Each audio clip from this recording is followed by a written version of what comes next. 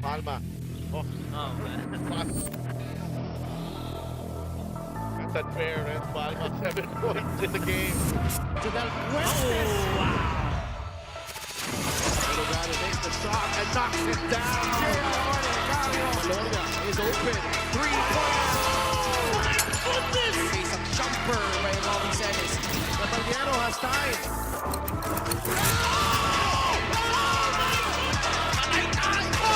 Just posterized by Scott.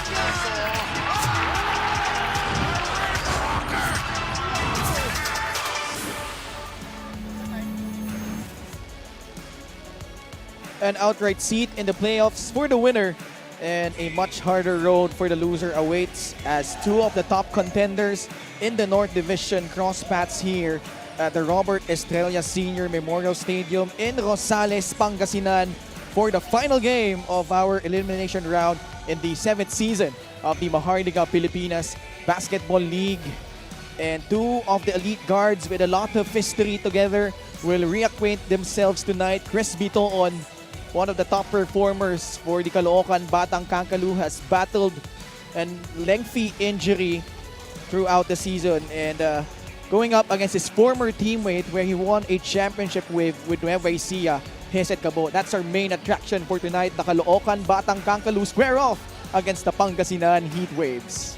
Magandang gabi mga kaliga. Ken Panglinan with Coach Mike Perez. At courtside, we have Miss Mika Abesamis. It's quite ironic, Coach Mike, na itong game na ito na-postpone and now it's rescheduled today. A spot in the playoffs up for grabs between Caloocan and Pangasinan. Oo, na-cancel na. Nagkaroon pa ng implication. Napakahalaga nito. In the drop in terms of where you would be, kung sino mananalo, sino matatalo, napakalawak para dito sa Pangasinan and para dito sa Caloocan. And you're watching us live on the official MPBL YouTube channel and also on Solar Sports every Mondays, Thursdays, and Saturdays. And live din po tayo ngayon on pusop.com.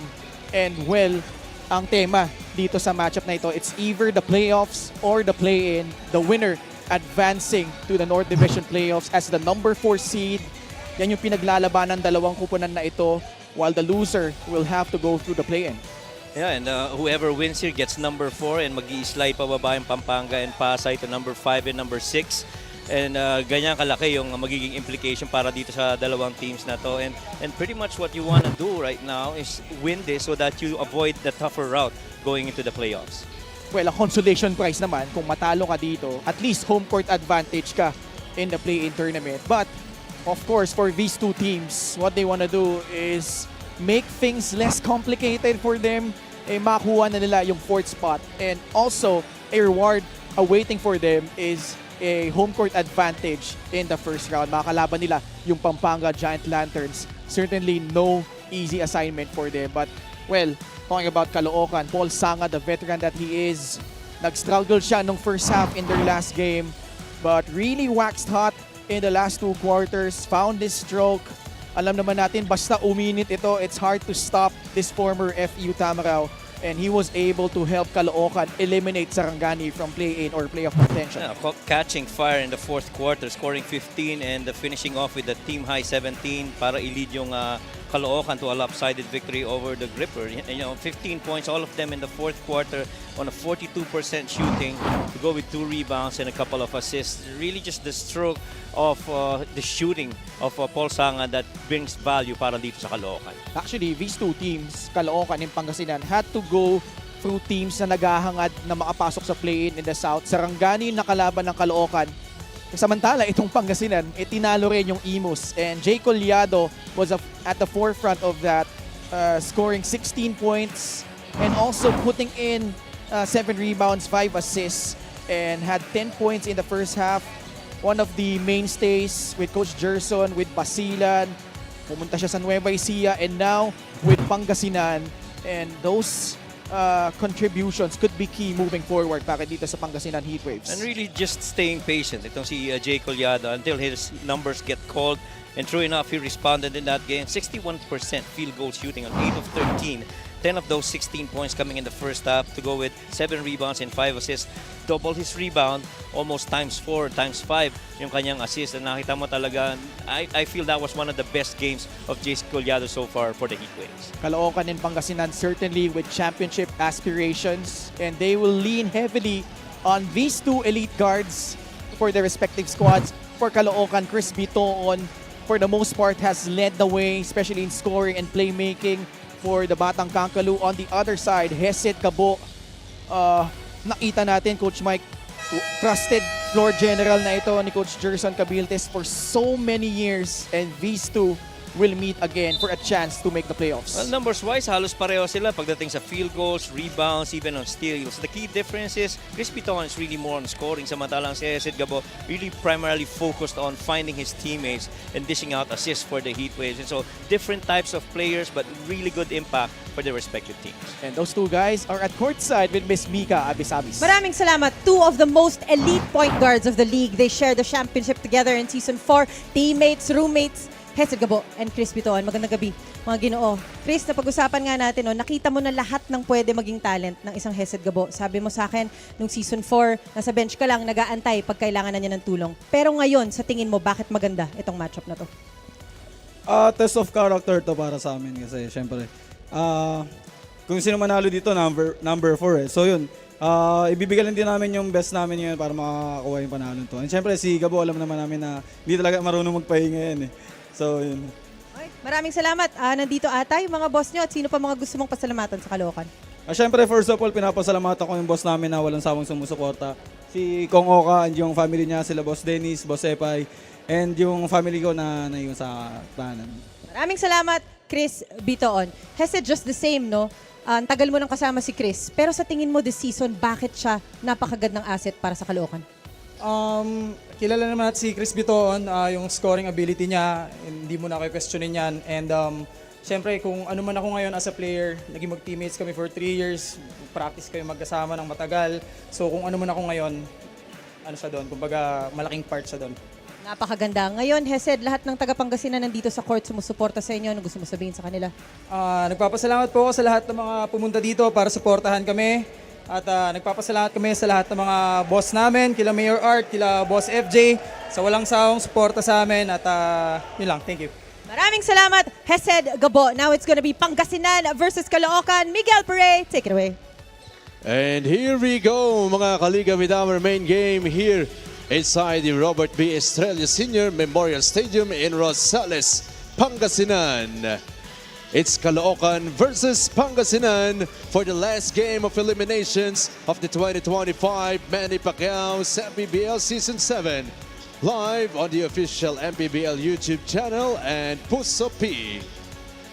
Let's meet the starting fives, beginning with Caloocan, Batang Kangkalu.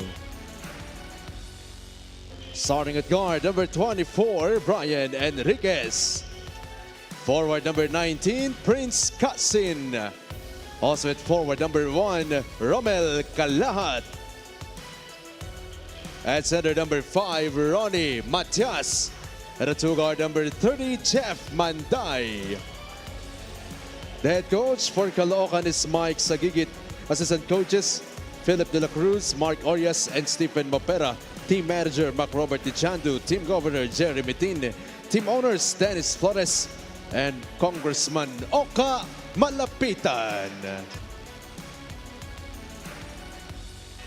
And now, mga kaliga, get on your feet, because it's time to meet the starting unit for your Pangasinan Heatwaves. Starting at forward, number 23, Jay Collado. At guard, number 1, Mike Di Gregorio.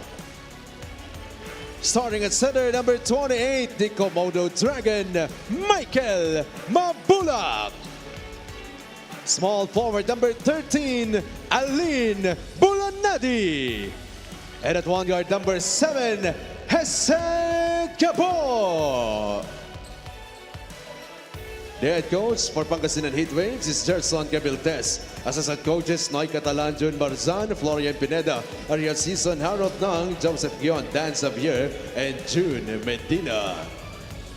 Reference for small game RJ Caloocan starts off with Brian Enriquez, Jeff Banday, Ronnie Matias, Prince Casin, and Romel Calahat. On the other side, Pangasinan, Hesed Gabo, Mike De Gregorio, Michael Mabulak, Jay Collado, and Aline Bulanadi.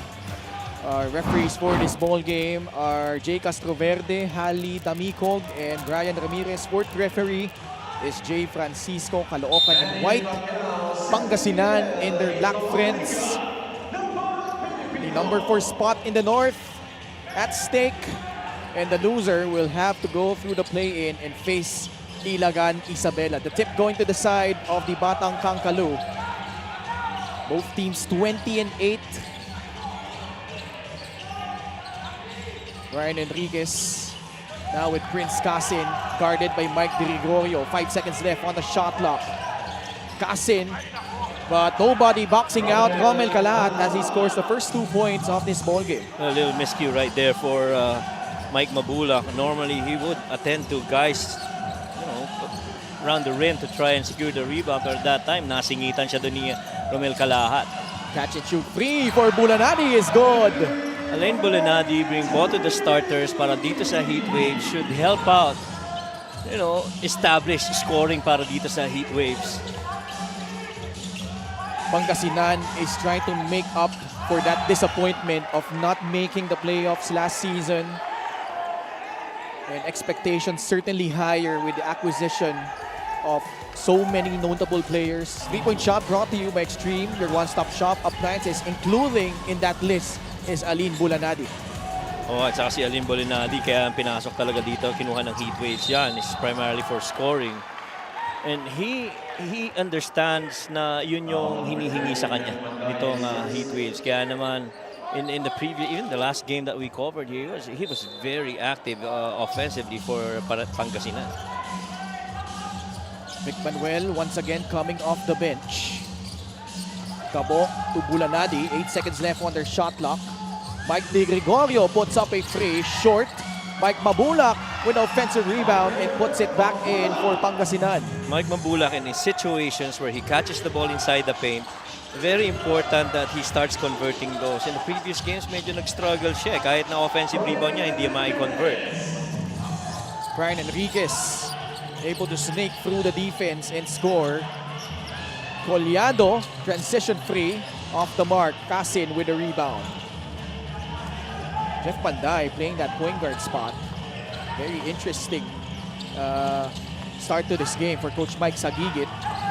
Romel Calahat cross the basketball. Mabulak standing his ground. Bulanadi to Mabulak at the post against Ronnie Matias. Mabulak fading away off the heel. Rebound, Ronnie Matias. 2 minutes gone by in the first quarter. Manday, bola nasundot ni Jay Collado. Gabo. Nice recovery by Prince Casin. As it's Caloocan's turn to run in transition. Calahat gets it back to Enriquez, who will reset their offense.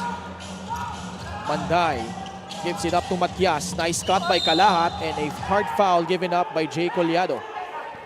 Well, you move men, you move ball around. Talaga magro-rotate tong defense. At that time, Jay Collado caught on that cross match, left with the activity of Calahat. He really just went straight to the cup once catching that ball inside the paint.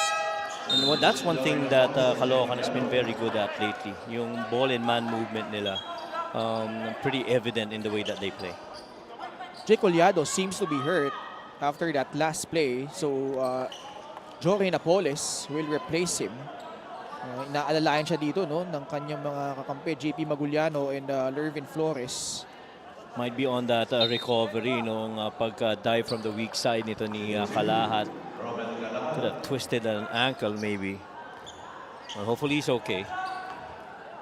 Romel Calahat has flourished under Coach Mike Sagigit. Although he misses the first free throw. One of his best seasons here in the MPBL. This free throw brought to you by Extreme Appliances, ang subok at kumpletong appliance brand ng Pilipinas. Split at the line as he ties the ball game up at 5 apiece. Gabo will set the table for Pangasinan. Bulanadi back to Gabo. Bulanadi wasn't able to catch that one, so it's a turnover against Pangasinan. Masyadong ahead yung pasa ni Hesed Gabo doon. Intended for Bulanadi. Had his hand raised up in left hand as a target, pero still, the angle of the pass not enough for Alin to catch it and make a move out of it. Turnover. Ooh, Kalahat almost got away with it, but eventually the whistle blown. Traveling violation called against the former Golden Stag. So nilabas dito si Collado. Pinasok naman si Joroy Napoles. Might be a blessing in disguise for the Heat Waves as they bring in, better recovery that time against Kalahat in the paint. Pangasinan, one of the best teams offensively, going up against one of the elite teams on the defensive side in Caloocan as Mike De Gregorio hits a free. And it's now 8-5, the Heat Waves with a 3-point lead. And if you're Mike De Gregorio, they're going to continue to give you that much space outside. And so you got to take those shots and make them. Pero defensively, offensively rather, patuloy pa rin yung activity nitong Caloocan. Cutting off ball and getting the open spots. Traveling whistled against Jory Napoles. It's Jerson Cabildes, champion coach, but missed out on the playoffs last year. Here that defender going under on that shot by Mike De Gregorio. And again, yung balik sa kabila para dito kay Kasin. Open lane, no rim protection, you gotta go and attack. Different styles, Coach Mike. And statistically, sobrang magkaiba yung naging trajectory nitong dalawang kupunan. How do you see this matchup playing out and what are the keys here for both Caloocan and Pangasinan? I feel both these teams, ako in my opinion, may mga similarities rin sila in terms of personnel. It's just the different way of their schemes offensively and defensively. Itong Caloocan pretty much coming from the coaching of Coach Mike Sagigit. He took a lot of his schemes from Paranaque, tweaked it a little bit para mag-fit dito sa sistema nito at personnel nitong Caloocan. See that drive right there by Mike De Gregorio. One of the times I got to talk to Coach Mike Sagigit, one of the things that he said nung lumipat siya dito is that excited siya kasi gusto niya yung personnel na meron dito sa Caloocan na mag-fit doon sa sistema gusto niya. Kalahat's free, will not go in. Hesed Gabo to Mike De Gregorio. Napoles and Kalahat battling at the post. And a foul will be called against Romel Kalahat. Yun ang mga extra na kukuha mo dito kay Jory Napoles. Can post up very quick on his feet. This time, Mike De Gregorio decides to go inside and kissing off the glass for that shot. Had to adjust actually there. Right? 5 early points for Mike DG. Good sign if you're Pangasinan that he's getting his shots early. Bulanadi with Enriquez in his grill. Slip. De Gregorio to the corner. Hesed Gabo. 5 seconds left on their shot clock. Bulanadi shot fake. Pull up. No good. Bola natapik. Manlangit saves it. And eventually Manday able to make the recovery. 5 black shirts quickly down on the floor to try and defend against Caloocan. Past the halfway point of quarter number 1. Manlangit fading away. Short. Enriquez grabs the offensive rebound. Prince Casin to Manlangit. Sidestep. Kicks it out to Jeff Manday. Long three-pointer. Short. Mabulak with a defensive board. Well, you make Jeff Manday put the ball on the floor before taking a jumper. You have already done your part defensively. But again, nagkakaroon ng mga games na may stretches na nagkakaroon ng drought itong Pangasinan, ano? And hopefully that's not the case here. It's been quite a while since the last time we saw them make a basket on their end. Hesed Gabo able to force Jeff Manday into a turnover. Chris Pitoon checks in for Brian Enriquez. Bulanadi checks out. In comes Harvey Pagsanhan. These two teams actually have had a lot of history, not only here in the MPBL. Well, last season, it was early during the 6th season that they met. Nangangapapay Pangasinan doon. They were 2-4 yung record nila, I believe, when they met at the Caloocan Sports Complex. And Caloocan was able to dodge a bullet. It took a miss at the buzzer by Ed Dakiwag, who was with Pangasinan back then, for them to escape. 66-65 was the score there. And then they met in another league in the playoffs. And Pangasinan took Caloocan to the limit. But eventually, Caloocan came out on top in that series and then won the title there against San Juan. Pero dito, iba na ang usapan. Both teams gunning for a championship. And in this ball game, eyeing for that outright seat in the playoffs. Well, one thing I feel that has changed for Caloocan is that itong offensive scheme ni Coach Mike Sagigit has made it kind of like an equal opportunity for everyone.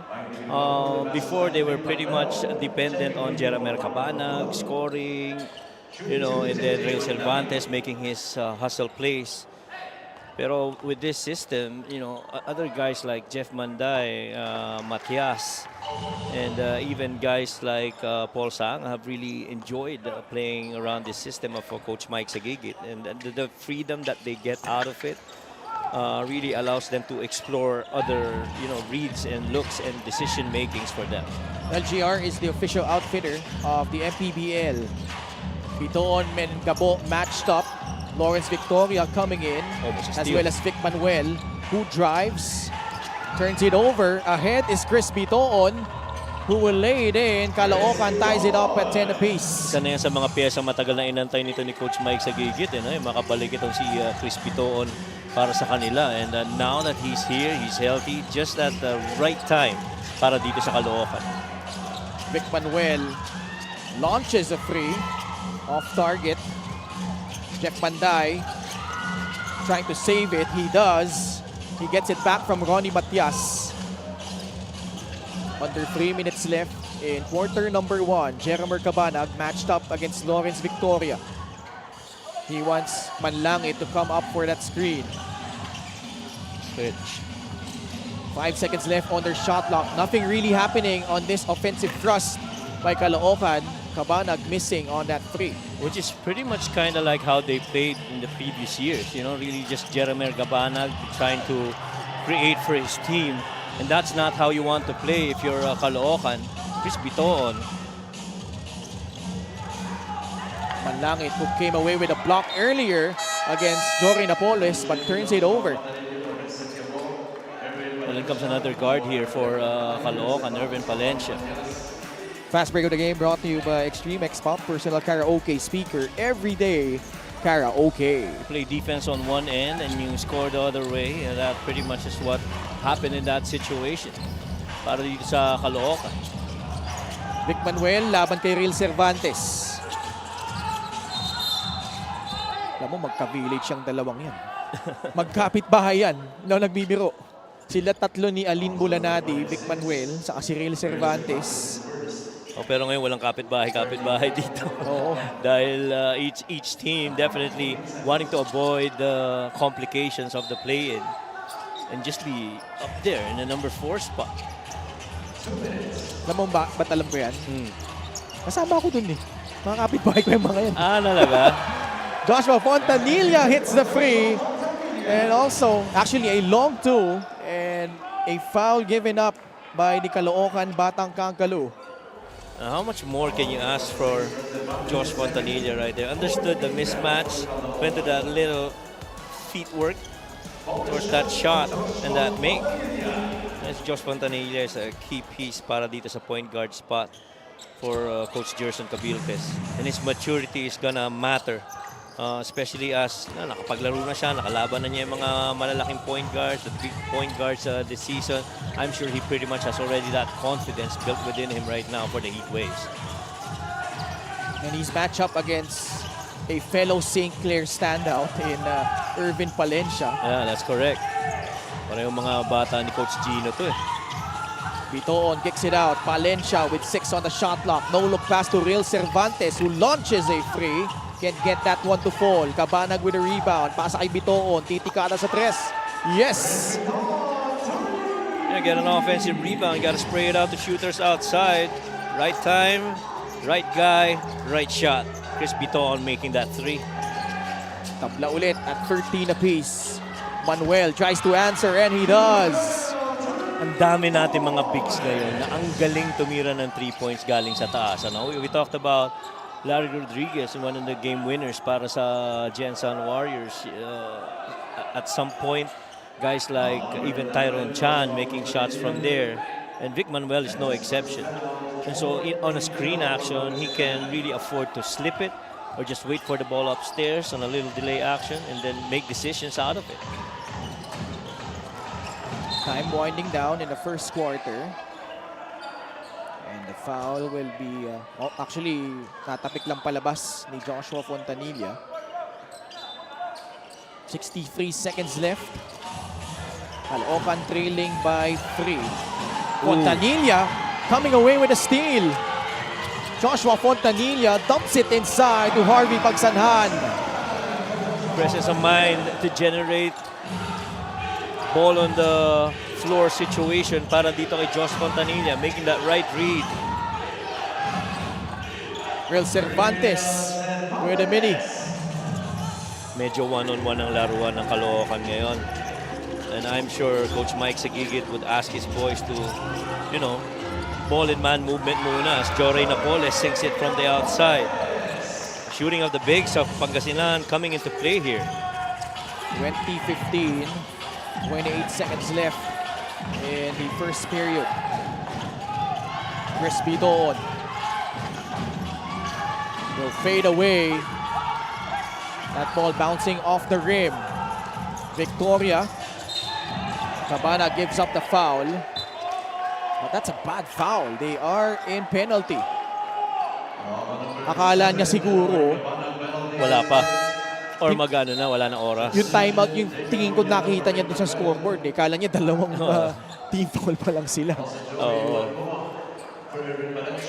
Not a good foul at all by Jeremy Cabanag. I'm sure he would love to take that back and just played half-court defense for the final, 15 seconds of the first quarter.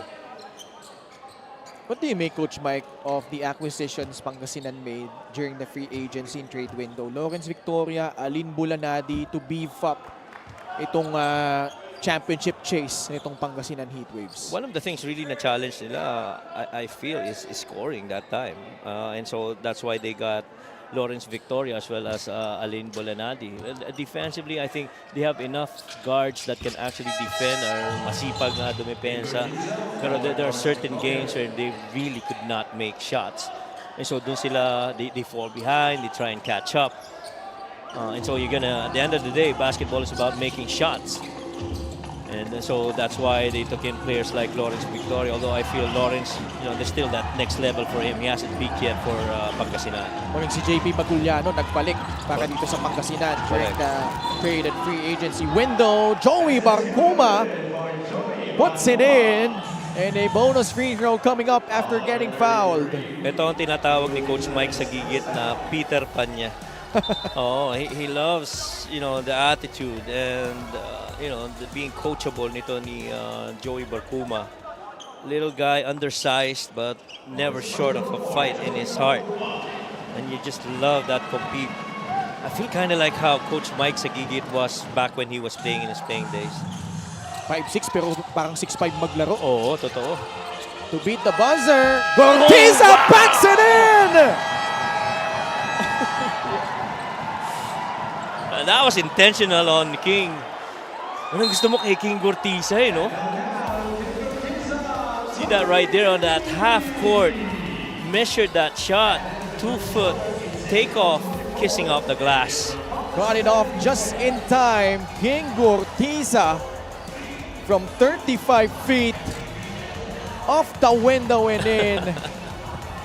And it gives Pangasinan some separation here against Caloocan as they lead at the end of quarter number 1, 24-18.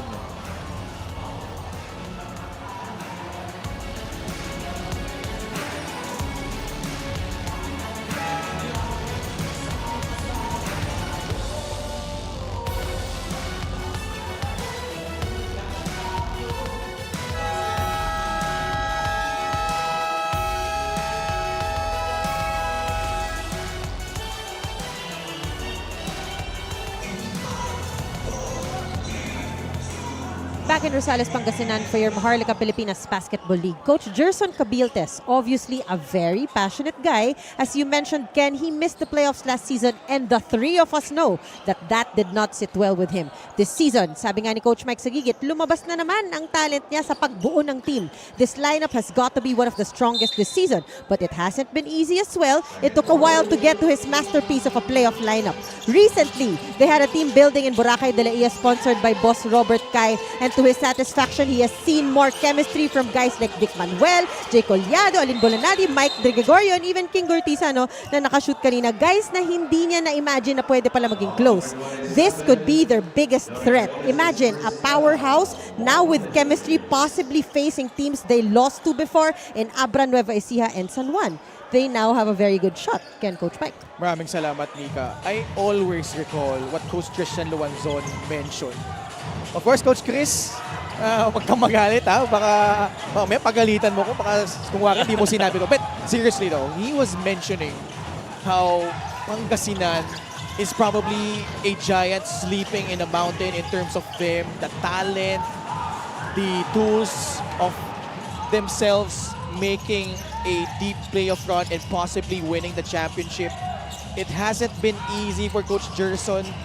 If you remember how their season went this year, Coach Mike, wala pa sila Alin Bulanadi, Lawrence Victoria, JP Maguliano. Vic Manuel started those games for them and won a lot. And then, nakita natin, no, after their win against Pampanga, medyo nag-slide sila ng bahagya. They had that 3-game losing streak against Nueva Ecija, Quezon. Particularly that game against Quezon, if you recall, they lost that game by 18 on this very same floor. There were questions on whether they were serious title contenders. But somehow, they were able to find the right mix, the chemistry, and also heading into that match, if you recall, against Rizal, hindi na siya nag-dig deep sa X and O's. Kumbaga nag-focus siya doon sa kung paano yung magiging sama nila, yung mindset heading into this matchup also against Caloocan. And it's nice to see reaping dividends. At least here, they're up by 6. But yun nga, the disappointment of losing and not making the playoffs last season, 12 and 16. I mean, can you imagine a Coach Gerson-led team finishing off with that record? Kumbaga, alam mo yung competitive fire na meron si Coach Gerson, he would not take that lightly. And here, they're on the cusp, 1 win away from advancing to the North Division playoffs. But gaya nga ng nabanggit, Coach Mike, naging magandang addition rin para dito sa Caloocan. And so far, he's got also nice pieces at his disposal, Coach Mike. And we're in for a treat here in this match. Tama naman yun. They are really a sleeping giant. If you talk about the heat waves. I mean, you know, the old school coaches would always tell you it's not always the 5 best players that win you games. It's the 5 best players that play together on the floor at the same time. And those are the types that give you those wins. And so, hindi rin madali naging sitwasyon ni Coach Gerson Cabiltes, pulling in these guys to beef up his rosters. And so, going back to that Rizal game, that really to me is the best game that I've seen the Heat Waves play together as a team. Defined roles, you know, guys accepting and embracing the things that's expected of them. And the good thing is, at least it's the latter part of the season heading into the playoffs. We have a timeout with 8 minutes and 13 seconds left. 5 ang labang ng Pangasinan, 24-19.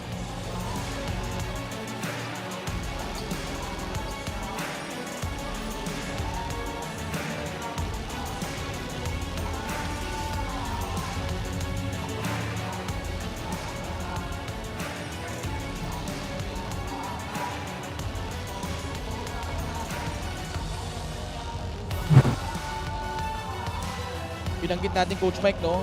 Caloocan is one of the best defensive teams in the league.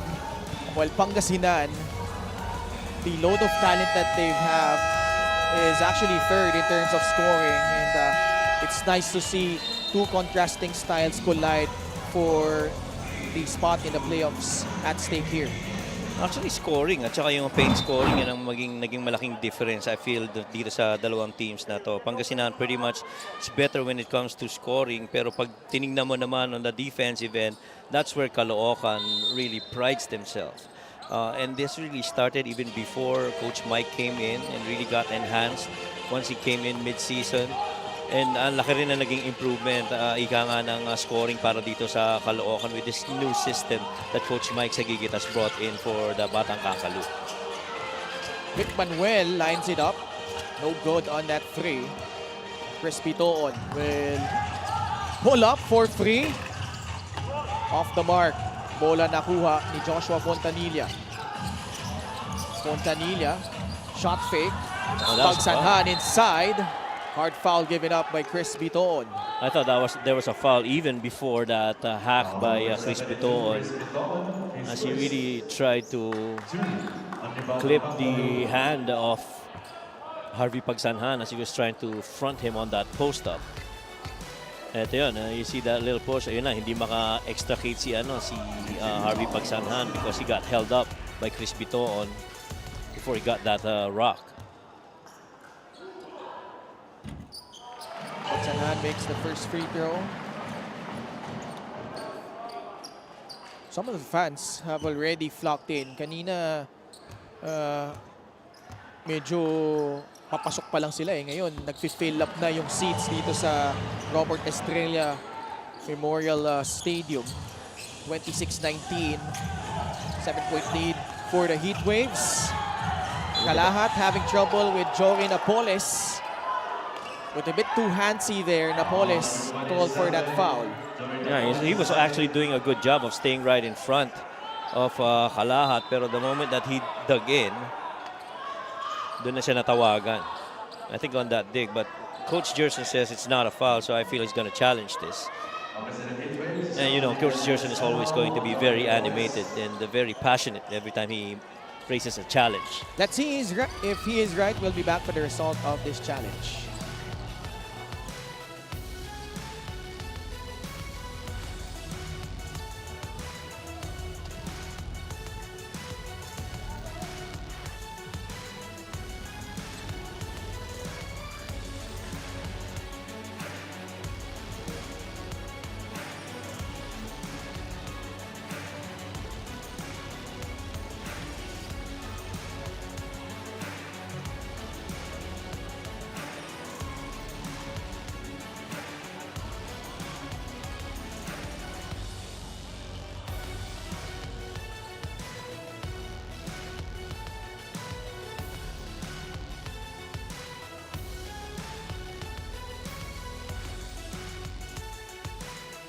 Upon review, the challenge was unsuccessful. All on the floor stays. Payo ko si Coach Gerson. Unsuccessful challenge. Yeah, kasi it happened right in front of us. And you know, diyan pa lang medyo, to your point, sabi mo nga may handsy na eh. Pagka dig in na, doon na siya natawagan.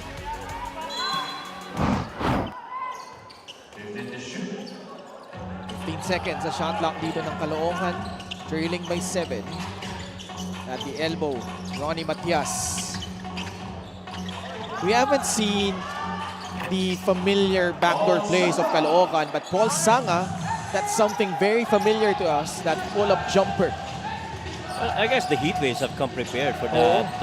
That's called a backdoor step of the triangle offense. They've come prepared for that. And so every time somebody flashes down on the nail, on the side out of bounds, may tao kagad doon na nakaabang na. Agawan sa bola between Pagsanhan and Barcuma. Two hard-nosed defenders. At saka dito ramdam mo, lambam din ng mga players yung halaga ng panalo para dito sa laban na to. Ito, little hand-off right there by Paul Sanga. I thought he got hit on the elbow too, on that shot attempt. No fouls called though. And that would have been a 4-point play opportunity for Paul Sanga. And the moment that you see Paul Sanga, especially on that handoff from top of the key, lalo na sa 3 points, hindi ka pwedeng gumawa under dyan. You have to make yourself smaller and thinner so that you shoot that gap and be right in front of him before he even tries to take a shot at him. Was it an arrow pointing to the Caloocan Batang Kangkalu? And look at how they defend right now. This is man on man from the back. Everybody getting one assigned guy to defend. Oh, Fontanilla got beat. Kalahat puts it up, Yeah. puts it in from downtown. The lead is down to 2.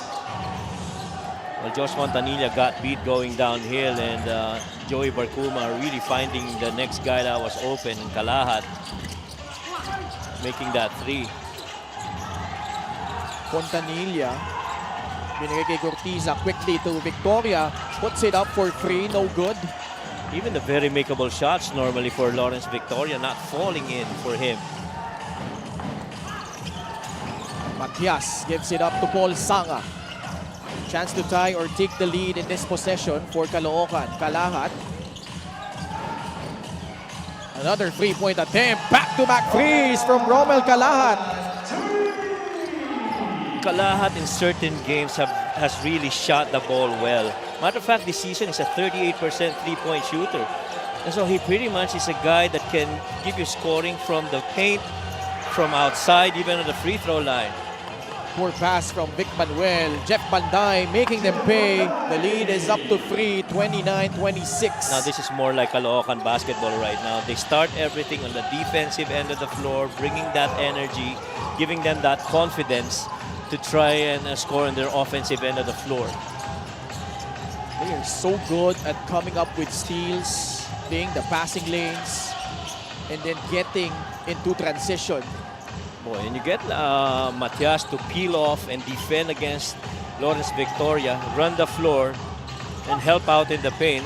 You know that these guys doing his job for Caloocan. You got one more in the corner though, on Paul Sanga. Didn't see him.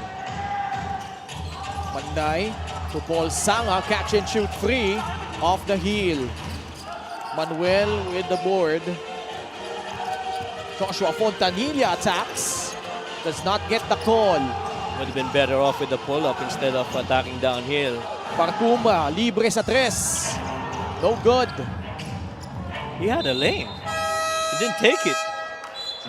I would have wanted him to try and drive instead of taking that 3.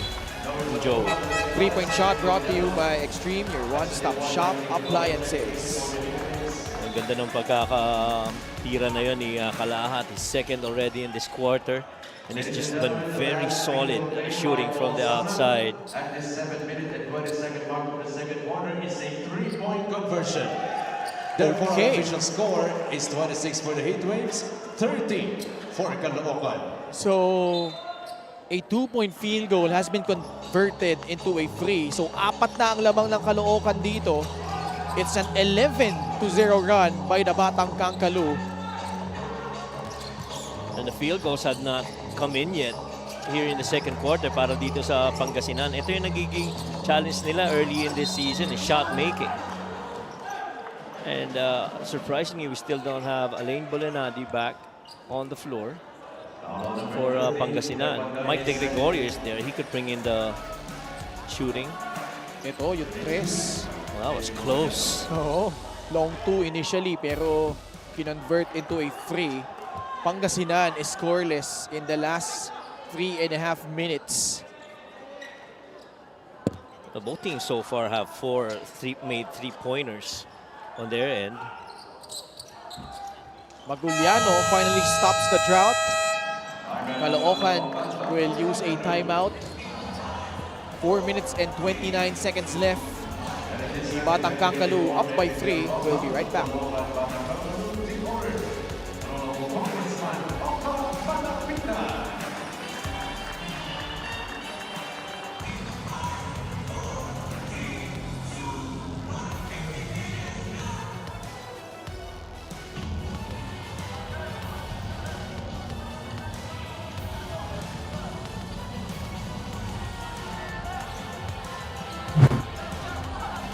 Caloocan bouncing back from back-to-back losses, defeating Sarangani here 93-79 in a game, Coach Mike, where they came up with a lot of steals, got into transition, and did almost well on both sides of the floor.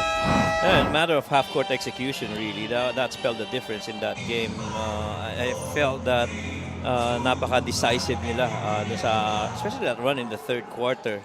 They did get 12 3-pointers though, but they shot 30%. Congressman Oka Malapitan in attendance, traveling all the way to Yes. Rosales. And this is how important this game is to both these teams. Bitoon gives it up to Jeff Banday, crossing the timeline. Ronnie Matias. Oy! Meron pa bang tanon si Kuya Ronnie, no? A shot fake and then taking that attempt right in there. One might say through traffic yun kasi nahirapan siya bago na-basket yun. And the thing that's very evident right now for Caloocan is that they're playing with a lot of joy. You see this pass right here. And Matias, just hang time, Matias. Gixer, great move of the game. Born for greatness. Bumitin pa sa ere. Oo nga. Ang batas ni Matias. 32-27. Oh boy, what a lengthy drought for Pangasinan. A 13-1 run by Caloocan. Pangasinan has yet to make a field goal in the last 4 minutes. Jeff Banday got fouled. And he will troop to the line for 2 free throws. And I guess the question right now for the Heatwaves, where the scoring going to come from? You hope that Mike De Gregorio hits his shots from the outside. Actually, wala pang field goal dito in the Right. second quarter. That's right. They've had shots in the paint and 3 shots from the perimeter. Now, wala. They couldn't connect. 2 free throws from Harvey Pagsanhan. That was it. And then also a free throw earlier by JP Maguliano. Only 3 points here in the second period. Galing dito sa Heatwaves.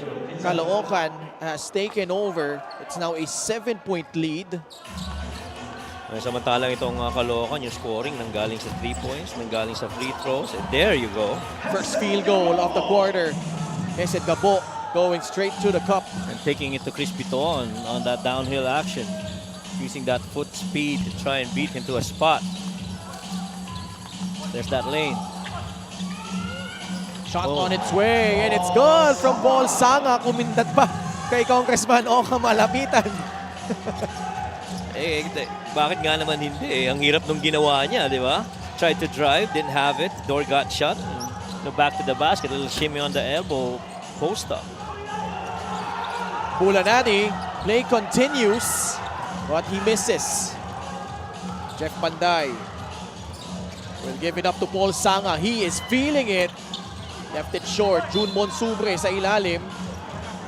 But he will turn the ball over. And they've been late rotating to Paul Sanga actually. Because Paul has, made himself active, moving without the ball.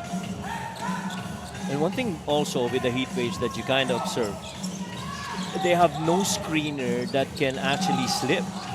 The only one that can do that would be, in my opinion, itong si Alain Bolanadi, who's just fielded in here on the floor para dito sa Heatwaves. Good shot by JP. Cuts it to 5, 36-31. Banday against Gabo. The show by Flores. Popping out is June Bonsubre. His jumper off to the right. Maguliano to Gabo. Hesed Gabo, the Hesi. The pass back to JP Maguliano. Second consecutive basket for JP. The baskets have really come from downhill, foot speed action para dito sa Pangasinan Heatwaves.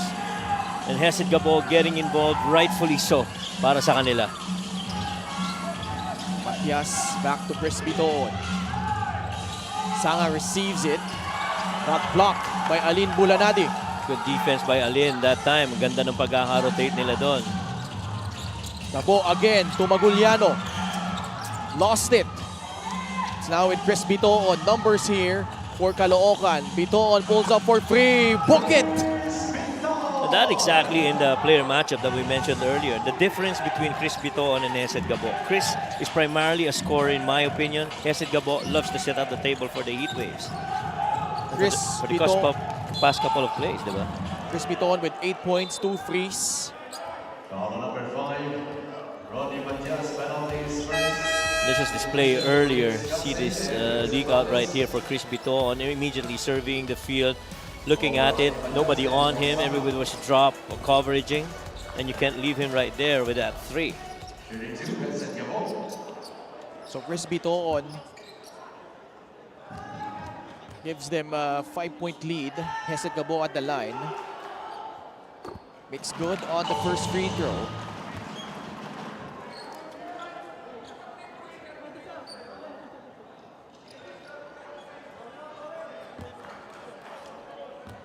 Itong free throw na ito, atid sa atin ng Extreme Appliances, ang subok at kompletong appliance brand ng Pilipinas. So actually, just a long two for Biton earlier.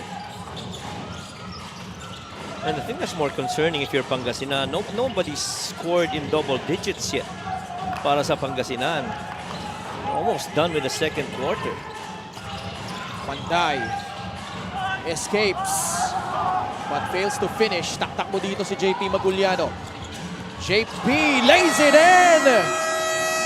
JP Maguliano providing a spark here in the second quarter for the Pangasinan Heatwaves. Playing with a lot of pace. That's been so far the story of the game since Hesed Gabo came in, and JP Maguliano really following suit, going downhill, elevating for that layup finish.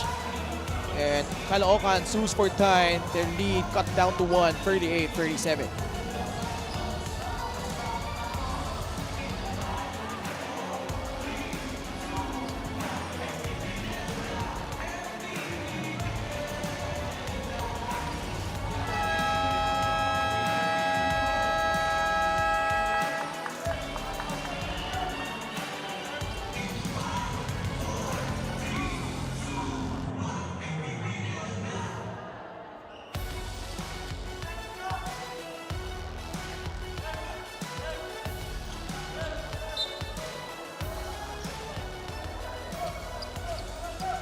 Still here at the Robert Estrella Senior Memorial Stadium in Rosales, Pangasinan. A battle between Caloocan and Pangasinan for the right to be the number 4 seed in the North Division. Muli po Ken Panglinan with Coach Mike Perez at courtside. We have Miss Mika Abesamis. Tumikit ulit ang laban dito. A single point separating these two teams. Caloocan with a possession with 45 seconds left in the first half. Cervantes, guarded by Lervin Flores. Biton almost lost it. 8 seconds left on their shot clock. Kalahat puts it up and it goes in. Romel Kalahat with 12 points. Well, so far, itong Pangasinan Heatwaves has used defense and playing with a lot of pace here in the second quarter, especially nung bumalik itong si Hesed Gabo. Yun, clearly ang naging parang equalizer, ika nga, para dito sa quarter na to, dumikit ulit ang laban.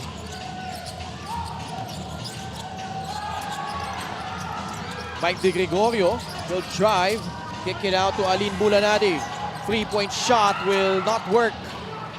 7 seconds left. Numbers here for Caloocan. Jeff Banday for free. Short.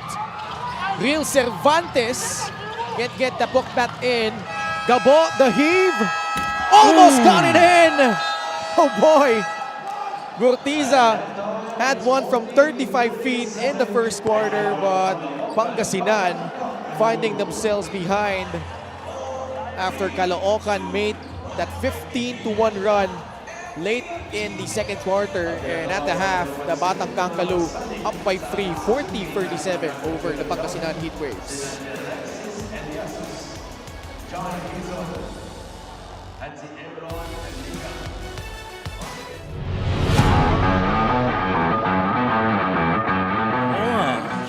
That's a good, Uh-oh.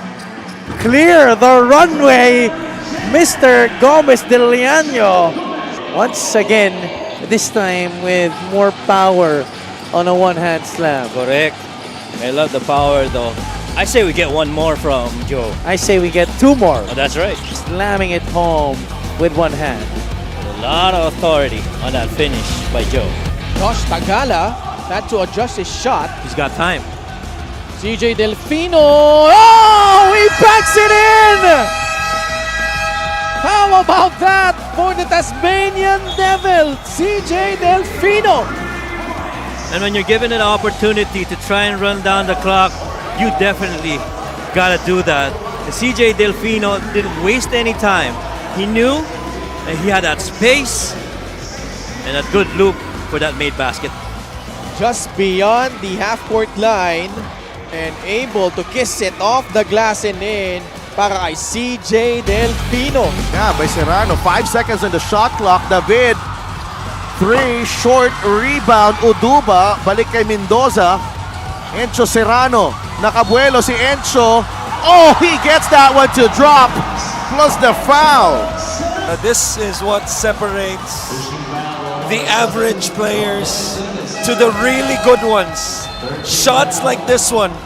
Encho Serrano gets fouled there, loses his balance, the concentration, the English, the kiss off the glass, a big shot nonetheless. Comes away with the loose ball. Marquez is running. Marquez, what a finish from Dexter Marquez. Are you kidding me? The English. I don't know if it's English 101, 102, 104. Certainly. Advanced English. Yeah. Nakita mo kung paano umisprint. Biglang lumitaw na lang sa picture. Etong si Marquez. Ito ang Zamboanga in the Quezon. Mosqueda, nice pass! Oh my goodness! Tumingin pa si Chino sa akin. Pero kasi naman, parang wala na nangyayari sa ofensiba na yon. And then, In the 2 minutes. This is just a 2-possession game. Bangkale draws Oh contact. my goodness. Plus the foul. Basket and one. Para kay Jeko Bangkale. He's playing the game of his life in this one. And if there are any doubters to what Jacob Bangkale can actually provide the Mindoro Tamaraws, may those guys put that doubt into rest, as Jacob Bangkale has really elevated his game here in the second half. Short Bangkale pushing. He gets by multiple white shirts behind the back to Bob Gamalinda. What a play by Jeko Bangkale. Oh my God, that Jacob Bangkale show continues in the fourth quarter. Oh wow! Ilang nakaputi ang nadaanan niya doon, coach. And then that spectacular pass. My goodness, he fools everybody with that pass. same. 1 to 5, 6 to 10. Even that third unit could deal in some damage as Ives Sasson! And then a slam dunk to follow it up by William Big. Oh my goodness! See this drive right here. Lalim ng pagkakakuha ni Ives Sasson, pero look at the leaps and the hops. Oh my! Grabe. That leap was huge. It's almost assured a highlight. The guy's too athletic. Serrano wants to dance with Panganiban. That's a tough shot! Encho Serrano! Happy birthday! This has got to be one of the legendary performances here in the MPBL on your birthday. We talked about David Defonso having the skills to pay the bills. Enzo Serrano, the talent to pay the rent. And to me, that speaks highly of the kind of coach that Coach Pao Habelona has been. Oh, With William Bing with a whirling dervish. oh my goodness. Where did that even come from, Rin William Bing? Like a tornado flashing down the middle. Oh boy. Hindi kadalian, pero na kompleto. Ni Rin William Bing.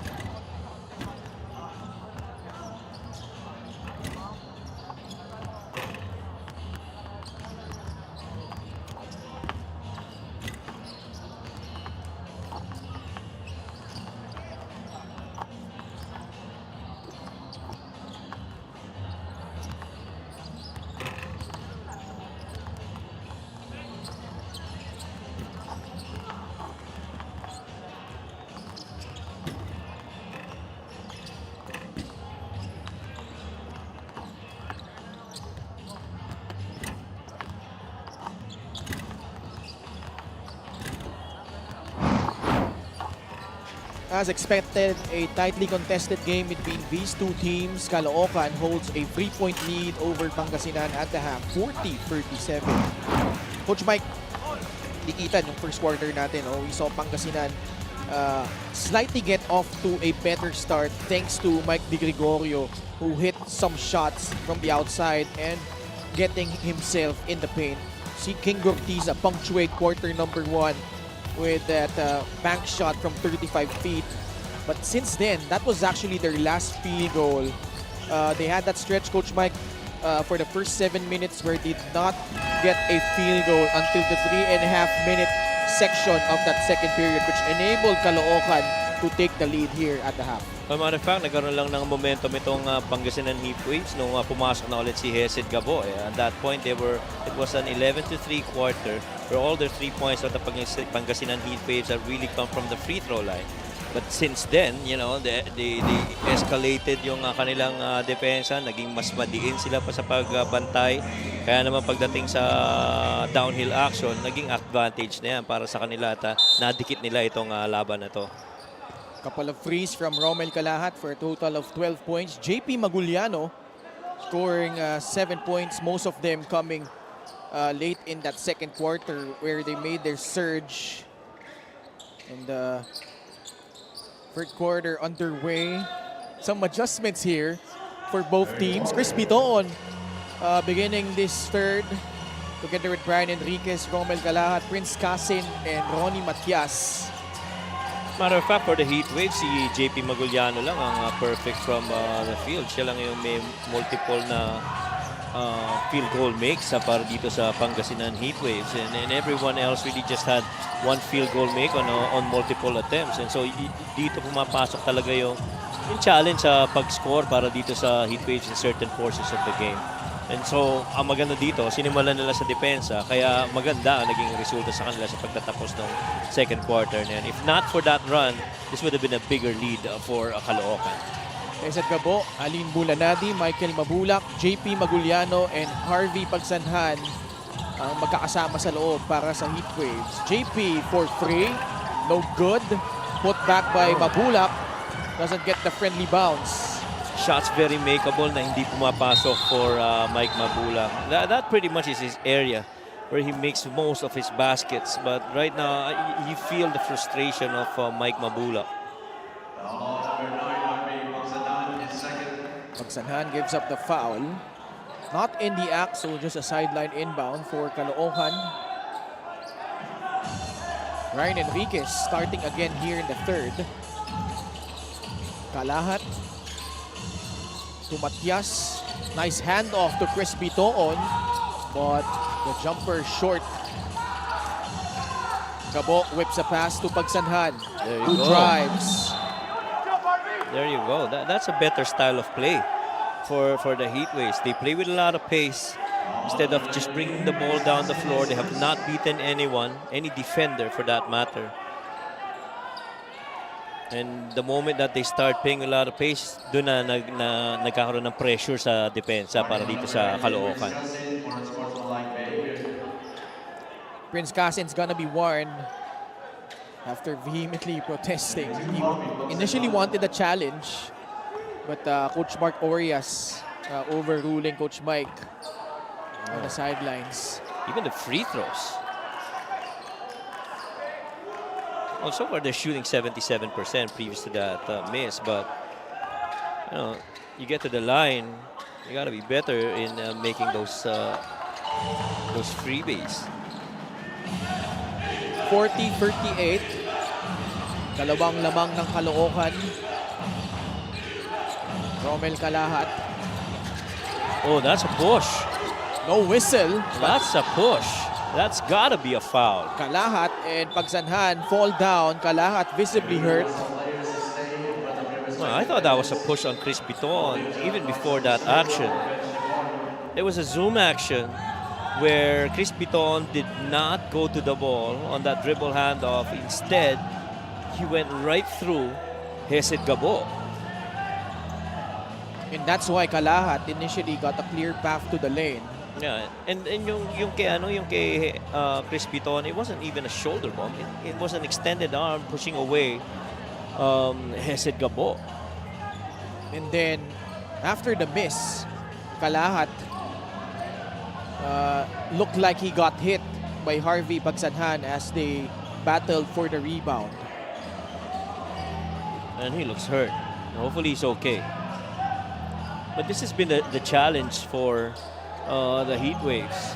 They have not, in my opinion, based on my observation, have not beaten a one-on-one defender kahit kanina pa nung first half. And so they really had to rely on pushing the pace, and that's where they've been very successful. Foul on number 1, Roman Delahat is third. Oh, yun lang. Oh, that's it. Substitution, JJ. Now he's icing his right side of the face. Well, thankfully for the Heat Waves, that still got called on Caloocan. Now this full court pressure has really slowed down as well the half-court set of the Heat Waves. Mukhang sa mata tinamaan si Robin Kalahat. Mukha nga, dun nga yata tinamaan. Rejected ball screen. Mike Mabulak to Gotta take Pagsanhan. it. Now he takes it. It will rattle out. Prince Kasin the rebound. Gotta take that. Kasin maintains his pivot foot. Matias thought about it. Hanap na papasahan na kay JJ Manlangit. 10 seconds left on their shot clock. Dangerous pass. Bola nakuha ni Pagsanhan. Gabo onto the front court. Maguliano back to Hesed. Turns down that free. He attacks behind the back to Harvey Pagsanhan. This is big. Can't hit the free. Would have given them the lead. Instead, Caloocan gains back the possession. Watch out for Chris. Oh, nice hesitation move. Sending up JJ Manlangit inside for 2 points. Well, it's a matter of how he puts that ball on the floor. Yung handle niya, even yung posture niya. You're second guessing yourself whether he's making a pass or looking for a shot. Backdoor, Pagsanhan with a reverse. And the good thing that Harvey made that basket cut on that baseline side, allowing for that open spot to be claimed on that chase for that space. But there's got to be better man and ball movement for Pangasinan Heat Waves. Right now, you're only down 2, and the defense is really the one that's carrying you through this game. Napalakas yung turnaround jumper ni JJ Manlangit. Alin Bulanadi can't hit the free. Gabo tracks it down. Balik kay Alin. Sets his feet. Fires. Still no go. Pangasinan struggling from beyond the arc. Just 4 out of 19. Manlangit. Travel. Oh, it's an offensive foul. All right. As he bumped into his defender to create space. Pero alam mo, sa totoo, ang nagpapatuloy na nagbibit-bit ng laro para dito sa Heat Waves yung depensa nila. Right here, even at this instance, that defense was a recovery by JP Maguliano, pero hindi siya sumuko eh. He just kept going at it. But at the end of the day, basketball is either you make shots or you get stops. And so far, it's the stops that's keeping up the Heat Waves in this game. Mike Di Gregorio double team at the corner. Caloocan comes away with another steal. Manlangit, dire-derecho, lays it in. Back-to-back baskets from JJ Manlangit. And Mike Mabulak really put on a lot of pressure underneath on that big man. There's a lot of downhill action din para dito sa Caloocan. Paint touches, getting into paint finishes. Manlangit's feeling it. But that three will not drop in. Maguliano clears it for Pangasinan. Victoria. Ito on whistled for that foul. Number 72, Crispiton quick to get into the path of Lawrence Victoria. Lawrence Victoria, I'm sure, is one of the guys that they hope would start scoring for the Heat Waves. Finish ni Manlangit. A difficult one through traffic. The guys that they acquired during the trade and free agency window struggling here. Vic Manuel, Lawrence Victoria, and Aline Bulanadi. To the rescue, Mike Mabulak, who scores inside. Baba sa dalawa ang lamang ng Caloocan. Finally, Mike Mabulak getting that one. And you always know, if it's that close, Mike Mabulak, that's pretty much his area. And they're doing this despite the struggles of those three aforementioned players, Manuel, Bulanadi, and Victoria. Just 7 points combined among those three players. Agree. And you know, I feel one guard that the Heat Waves are missing right now, Ian Melencio. He pushes the pace, and he's a threat to score. And that role, I feel, and that's got to be a foul on Jeremy Cabana. And that role, I feel, has now fell on the lap of Fontanilla and Hesed Gabo. Caloocan is in penalty. And that's the third foul whistled against Jeremy Cabanag. So Victoria now at the line. Missing his first. Much to the chagrin of Coach Gerson.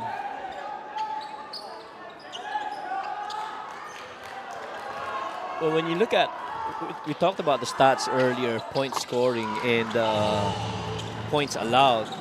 If this continues to be a low-scoring game, this really is more to the liking of Caloocan. The Heat Waves, when they win, they score a lot. So right now, that's been the case. Suwabing-suwabe yung galaw doon ni JJ Manlangit. The crossover right to the left and then the step back over Michael Mabulak. How about the confidence to take that shot? You know, he has not shot the ball really well from the perimeter, but that time around he understood that he had that space and he's got to take it. Now Mike's got to go to work. Mabulak, pinawi naman. Patiently operating on the post and makes that shot with his left hand. And if you are having a difficult time scoring, you've got to put that ball inside the paint where the percentage is so much higher to make than the shots from the outside. Cabanag could not shake off Lawrence Victoria. Mabulak almost came away with a steal, but he got caught stepping on the sideline. But Caloocan just has 5 seconds to put up a shot here. I like this energy by Mike Mabulak here. Running the floor, chasing for that 50-50 ball. And the defense really working for the Heat Wave so far.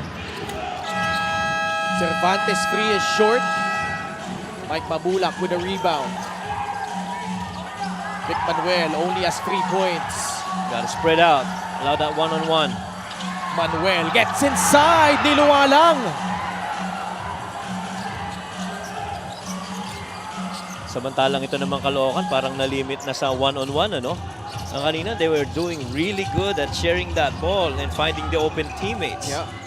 But the reason for that is really because of the defense of the Heat Waves. Now they got that clear on that triple post-up.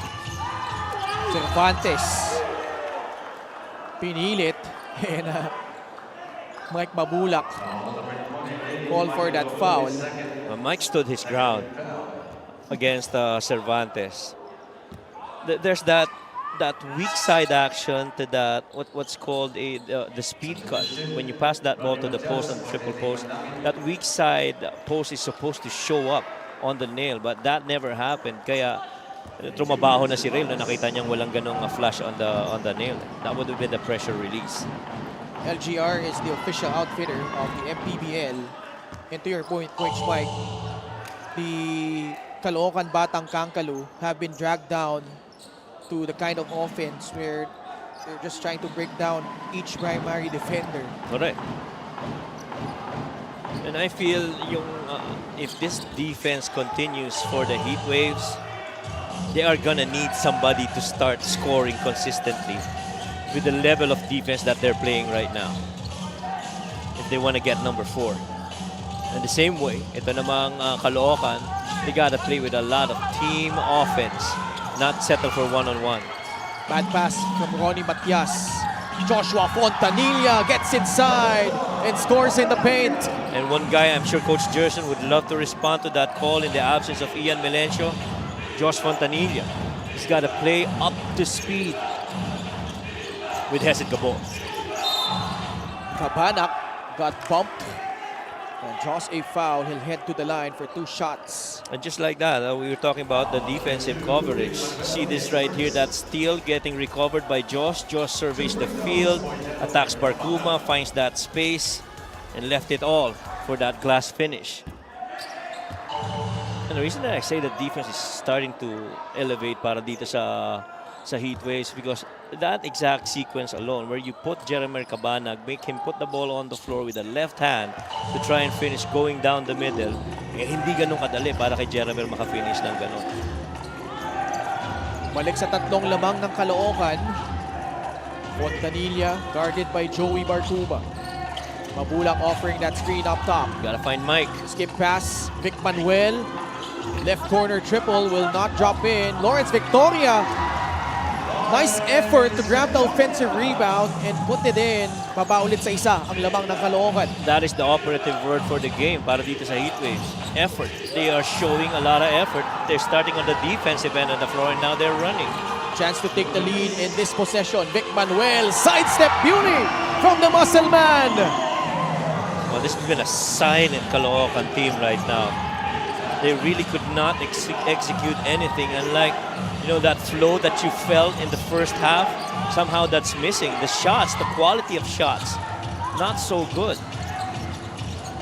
Barkuma kicks it out. Jeff Manday takes the free. Off target. Babalik kay Manday. Cabanag is free. His triple is good. Tell you what, Ken, that is the cleanest shot taken by Caloocan so far here in the third quarter. Ever since that second quarter where Hesed Gabo came in, all their shots have been pretty tough. Victoria. Pinasa palabas kay Vic Manuel. Vic Manuel will drive, gets the friendly roll. We are tied 53 apiece. That's a tough act to cover. You get Vic Manuel. This was a hurried shot again. Jeff Manday taking shots out of rhythm. Fontanilla will pull it back out. Victoria peeks at the clock. 48 seconds remaining. Cabanag has 3 fouls. Mabulak to Manuel. The swing pass to Mike Di Gregorio. Bounce pass sa loob. Papunta kay Mabulak, who will miss. Victoria with another offensive rebound behind the back to Fontanilla for 3.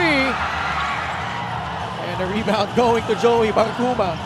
That would have gotten this Rosales crowd into a frenzy. These Heatwave 5 are gassed. Ronnie Matias. Piniktusan pa. Last shot of the quarter here for the Heatwaves. Manuel has come alive here in the third quarter. Caloocan can't foul, they're in penalty. Fontanilla to the Gregorio, left corner, free! They lead by 1. 3 seconds remaining. Manday the cross. Ball poked free by Joshua Fontanilla. And Pangasinan, oh boy, finishing out this quarter strong. And Mike Di Gregorio's long 2-pointer tying things up. Highlights of the game brought to you by Sip Plus, the official hydration partner of the MPBL. Elevate your hydration. Scoring has gone down for both teams here in the third quarter, and really just tells you that defense has driven the result of this quarter, of this game. Heat Waves getting a lot of stops, getting a lot of deflections, making it difficult for Caloocan to come up with anything. But how about that timely 3 by Mike down the corner to end the third? We've got a slugfest here in Rosales. Tabla tayo heading into the fourth at 55 apiece.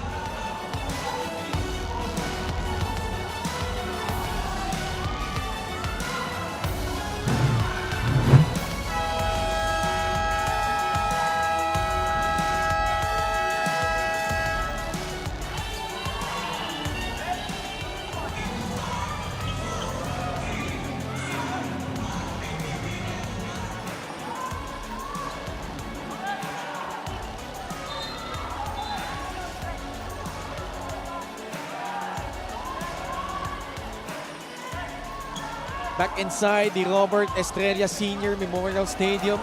Of course, Coach Aicel is in attendance as we check out our Gixxer fan of the game, born for greatness. Dito mo nararamdaman, Ken, yung home court advantage. I mean, the energy that the crowd has brought for the heat waves. At yan din naman ang kanilang pinaglalabanan dito. An opportunity to play at home in the first round. You see the quarter scoring, a tale of two quarters from both Caloocan and Pangasinan. Pangasinan outscoring Caloocan by 6 in the first. +9 naman yung Batang Kangkalu in the third. Bumawi naman ang heat waves in the third, kaya tabla na tayo. But a big development here for the Batang Kangkalu. Romel Calahat whistled for his 4th foul. He barely just came in. And natawagan agad ng 4. Lowest combined scoring yung third quarter na yun, so far. And I'm assured, the guys on the floor right now, either Caloocan ka man o Pangasinan, ramdam mo yung pressure ng laro na ito, especially what's at stake. JJ Manlangit with a rebound. He's joined by Chris Bitoon, Prince Casin, Paul Sanga, and JJ Manlangit. Prince Casin finally gets himself on the board with that free. There you go. That's what we're saying. Every time you catch the ball, you're most free. You gotta take it, especially if you're Caloocan, and make that defense rotate for the heat waves. First points here in the second half. Mike Di Gregorio with Jory Napoles, Aline Bulanadi, Joshua Fontanilla, and the muscle man, Vic Manuel, who overshoots the target on that three-point attempt. I feel this is a highly offensive 5 here for the heat waves. Another one incoming. Back-to-back freeze from Prince Casin. Wow. Prince Casin. You guys needed scoring. I'm gonna give that to you. And 2 quick ones right here. Chris finding Casin. Catch and shoot, no problem. Bottom of the net, he gets it. Second time around, this time, had to go to that handle. Little step back, created that separation with Mike. Same result. That's 3 make. Giving Caloocan a 6-point lead, 61-55, timeout Pangasinan.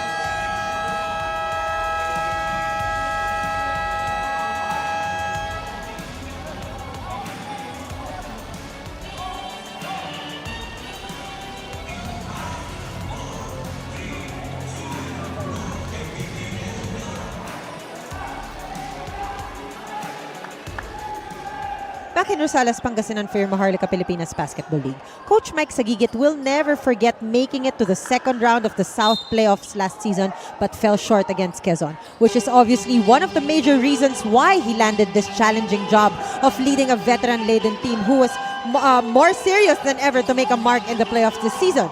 He's very excited. He's very grateful to the veterans for accepting him. In his words, kahit halos kaedad ko lang sila, pinapakitaan nila ako ng respeto dito. Caloocan has had 2 appearances in the second round and 5 in the first round. Imagine that hunger in Season 7. Coach Mike has a huge task ahead. Ken, Coach Mike. Maraming salamat, Mika. And with the report, I just want to give tribute to Sydney Crespo because she was the one who was the courtside reporter when Caloocan paraded Coach Mike for the very first time. Ang visibly evident doon nung huddle, lahat nakatingin kay Coach Mike. Correct. As in, walang nag-uusap na 2-3 player. Lahat, yung mata nila nakatuto kay Coach Mike. Yung respeto na nakuman niya agad from day 1 really set the tone on how serious Caloocan was in contending here in the North. And si Sid, binanggit yan sa akin kasi siya pumasok doon sa dugout and she was able to observe how tight-knit this Caloocan squad was at that time, and that continued here. And of course, the magic that Coach Mike flashed when he towed Parañaque to that semi-final finish in the South Division, just bowing out to Quezon, speaks volumes on how well he has done here in the MPBL. But Aline Bulanadi, taking the jumper, got fouled, and it was ruled an unsportsmanlike foul. They will review this. Well, he's hurt. He's down there in the corner. Oh, previous to that, we saw the basket earlier by Caloocan. and then try to move the ball around. Are we looking at an unspo here? Because that was deep in the corner. We couldn't see what was happening. We just saw Alain Bolanadi really grimacing in pain coming out of that corner action. And you know who else is watching the game tonight? Coach Warren ng Batangas nanonood ngayon. Parang lagi naman yan. Oo, inaabangan. Scouting to si Coach Warren eh. See this right here. Mike falls down on the floor. Gave it up to Alin. Lifted for the shot. Ooh. A little tap. Initially ruled an unsportsmanlike foul. But on the sidelines, looked like something happening on the bench of Pangasinan. Lervin Flores? Yeah, visibly upset. I mean, he's... Is that MJ Huico? Si Michael Wico yung nagpapacify sa kanya. Nagpapacify, that's right. He's trying to light a fire under his teammates here. Meron silang heated exchange kanina ni Vic, and then tinapik din naman siya ni Vic. And that's just passion coming on the side of Pangasinan. Oh yes. And we've seen teams, even in the collegiate level, na nag-aaway-aaway mga teammates, pero eventually they become champions. That really is, I guess, coming out of a really good level of passion for the game and for the team. Yun naman eh, kasi lahat gustong manalo eh. Oo. And it hasn't really been the smoothest season for Pangasinan. Yes. A lot of downs and ups. Indeed. Well, after going what? Number 31, JJ Malangit is second. Warning on Caloocan Batang Bangalo for improper bench decorum. Okay, so a foul, just a regular foul. 2 free throws for Alin Bulanadi. Pangasinan is trailing by 5. One other huge fan of Pangasinan Heatwaves is watching right now, hoping that the Heatwaves come up with a win. It's my office mate from work who's also from Pangasinan, Raul Manarang, who's watching tonight. And he's saying, sana manalo yung Pangasinan. But Caloocan really is doing their thing also here in the fourth quarter. 63-60. 3-point lead. Pangasinan pressuring all the way to the backcourt. Bitoon and Gabo. Ang magkatapat dito. Gives it up to JJ Manlangit. It's now a game of poise right now. Prince Casid has come up huge here in the fourth. Stepping back, long 2-point shot. It will go out. Bulanadi. The drive by Pagsanhan. Good Open pass. free from Bulanadi. Short. After hitting his first free, he has struggled mightily here ever since. Ito si Alin. Well, that's the pass that you want to make for Alin Bulanadi, one of your leading shooters from the outside, especially from free to go take it. Gabo, pasa kay Manlangit, bubukol sa 3. Tatalbog palabas. Gabo, nakuha yung rebound para sa Pangasinan. Under 7 minutes remaining here in the fourth.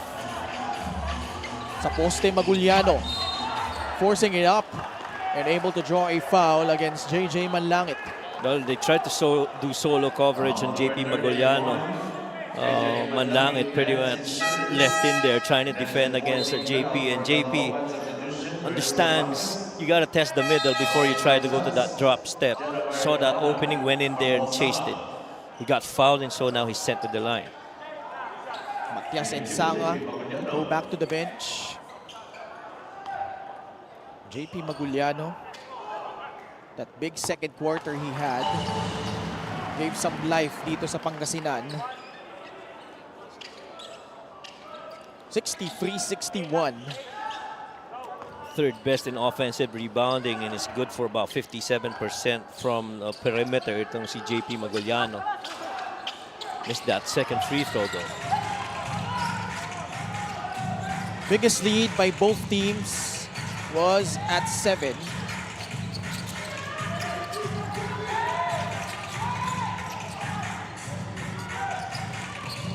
Cervantes. 7 seconds left sa ilang shot clock. Prince Casin puts it up for 3 off the heel. Bola nakuha ni JP Maguliano. They got numbers. Bulanadi will put it on the deck. He drives, he scores, plus a foul. What you like about this game is the energy of both these teams. Offensive energy on one end by Caloocan, but you know, they met the defensive energy as well of the Heat Waves. Fast Break the Game brought to you by Extreme X Play on the go speaker. Take your music anywhere. Which in turn resulted to that open floor basketball the other end. You're always taught to try and swing that ball to the other side in transition, to try and generate a closeout for one of your really good shooters. They generated that closeout against Alin, and Alin, the intelligent player that he is, really just put that ball on the floor to attack that closeout. Lead now belongs to Pangasinan, 64-63. Prince Casin and JJ Manlangit will get a breather. Pasok sa loob si Barkuma at si Manday. This was the defensive five earlier that made that run in the third quarter for the Heat Waves. Samantalang, I feel this might be, in the absence of Paul Sanga, one of the top offensive combinations on the floor for Caloocan. So this game might end up to be offense versus defense after all.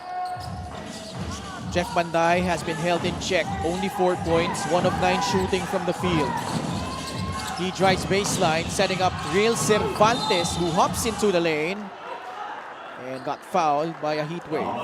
And I like how they've actually made Jeff Manday into a dribbler instead of a shooter. No catch and shoot situations for Jeff Manday, and really just trying to create opportunities for himself to try and score.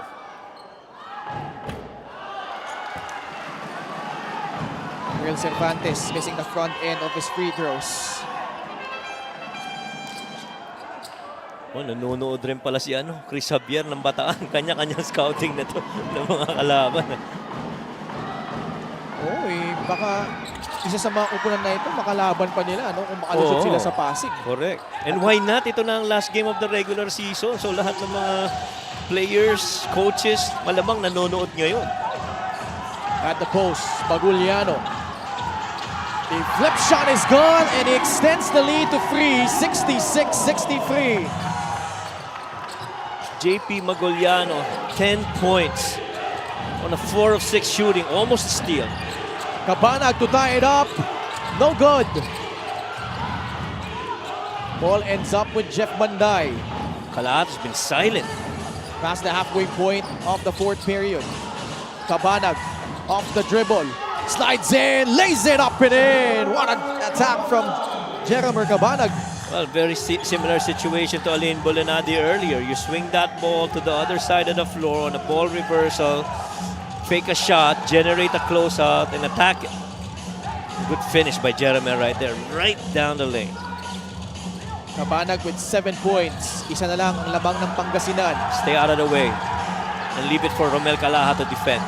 Calaha though has 4 fouls, but standing his ground, forcing the miss from JP Maguliano. Good help by Real Cervantes though on Calahat.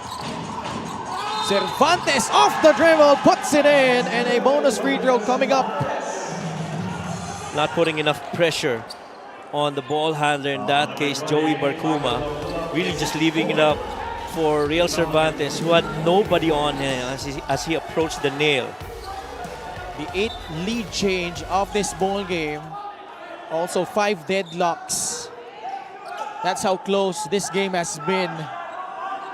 And it's not even, basket exchanges. It's really more on the defensive strategy sa kabilaan,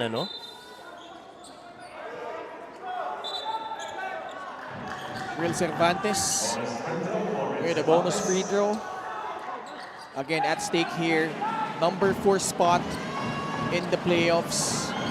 And a date with the 2-time defending champions Pampanga Giant Lanterns in the first round. The loser will have to go through the play-in. And they'll go up against the Ilagan Isabela Cowboys on their home floor. That's their consolation prize kung matalo sila dito. That's tight. 4 minutes left in the fourth. Pagsanhan rejected by Real Cervantes. What a defensive recovery by Real Cervantes. This is the second straight possession where Real Cervantes has played good offense and good defense. Kabanag up top. Bulanadi on an island. 8 seconds left sa shot clock ng Caloocan. Kabanag puts up the free. No go. Pagsanhan with a rebound. Hesed Gabo foul by Kabanag and the Batang Kangkalu in penalty. Well, he had to give up that foul because Hesed Gabo, you know, is always going to be the hub of the offense of the Heat Waves. As soon as he gets the ball in front court, he's going to spray it out to guys who are free. And so you have to foul him immediately and let them earn their points in the line. Hesed Gabo ties it up. Our sixth deadlock of the ball game. Hesed Gabo is a 76% free throw shooter. Almost equal in percentage sa free throws itong dalawang kupunan. Gabo missing the second, but a lane violation against Caloocan. So a substitute free throw given here to Hesed Gabo. Jeromer Cabanag and Romel Calahat each with 4 fouls. While for Pangasinan, 4 din yung foul ni Michael Mabulak. Hesed Gabo gives the lead back to Pangasinan. Now in the final 3 minutes, you bring in Chris Bitoon to try and settle things down offensively para dito sa Caloocan and even provide the scoring for them. So that's going to be another man that the Heat Waves are going to guard against. Oh, making the most out of the situation and a 4 personal foul situation for Mike. Pumwersa sa ilalim si Real Cervantes. 10th lead change of the game. Caloocan with a 1-point lead. Maguliano free for a free. It's good! How big? How big was that 3, Ken? JP Maguliano for this game has made 1 attempt earlier from 3. He missed it. See this here, the pass inside over to Real, understands 4 fouls na ito si Mike, you gotta attack it, he makes it. But you swing over to the other end, JP straight on, top of the key, drop coverage, drops that 3. And leading his team in scoring at 13 points, forcing a timeout from Caloocan. We'll be right back.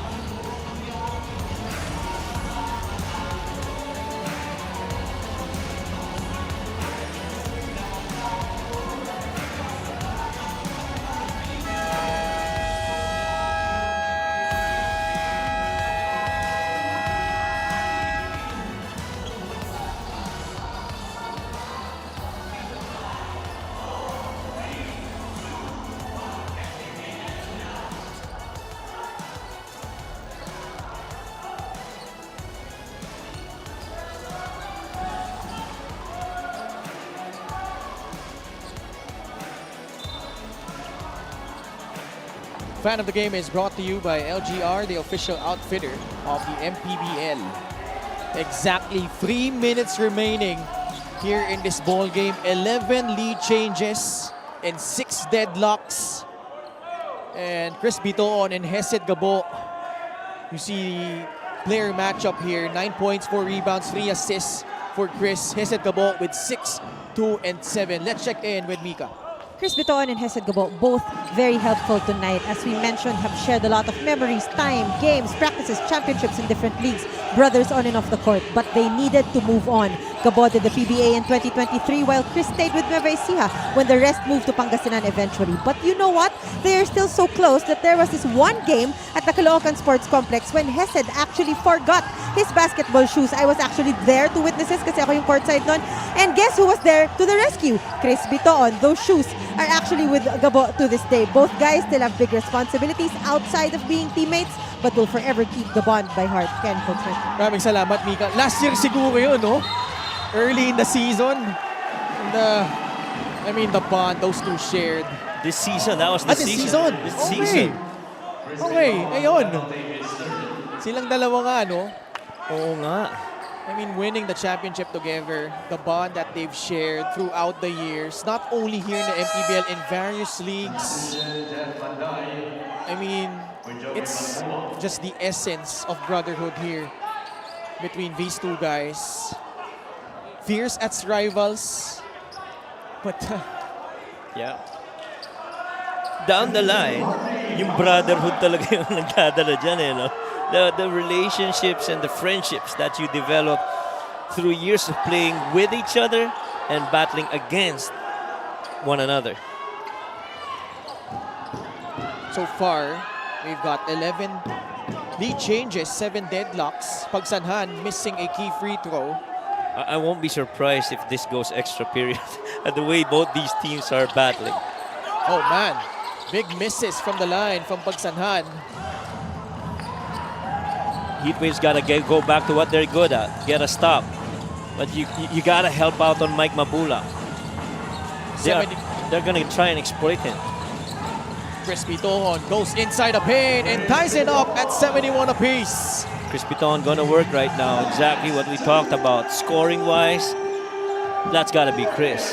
Assists, looking more to Hesed Gabon. Now it's Hesed's turn to set that table for the Heatwaves. It's winning time, last 2 minutes. Gabo swings it to Harvey Pagsanhan. Banday poking it free off the leg of Harvey Pagsanhan. Turnover against Pangasinan. Well, I thought Harvey had a shot. That ball got swung from the right side to the weak on a ball reversal in a catch and shoot situation. See that right here. He's pretty much open. Banday was late, but the only thing that made Banday able to catch up is him not taking the shot. Okay. We have a review. We are under the last 2 minutes. I mean, how epic has this matchup been? The stakes we laid it out at the beginning of the game. Number 4 seed in the North, ripe for the taking. Yung matatalo, dadaan pa sa play-in. And it has turned out to be a heavyweight slugfest between these two teams. And Pangasinan wanting to avert that disappointment they've had last season of not making it to the playoffs. They've got a chance here at home to close it out. But Caloocan with the possession. Ronnie Matias. Banday has struggled all night long. Good defense. Foul whistle against Gabo. That's the last foul to give for the Heatwaves. And that is a 14 foul for Pangasinan Heatwaves. Caloocan 14 seconds. Fresh 14 for Caloocan. You got to be mindful if you're the Heatwaves that Real Cervantes and Matias are on the floor at the same time. I will not be surprised if they go to a high-low action involving both those big men. 5 seconds left on the shot clock. Caloocan having trouble. It's a foul against Hesed Gabo. That was indeed a foul. And they are in penalty. Number 7 has a double penalty, his third. Well, Hesed pretty much on that half-court set was trying to chase, see that push. He released it immediately, but, you know, nadala na yung momentum ni Jeff Manday. Jeff Manday 2 of 2 at the line tonight. Calmly sinks the first free throw. Gives the lead back to Caloocan, 72-71. Ito yung mga games na kung saan sobrang dikit. You feel you have the momentum pero babawian ka lang kagad. At makakaswing yung momentum sa kabila. 2 big free throws from Jeff Banday. We have a timeout by Pangasinan. 1 minute and 14 seconds left in regulation.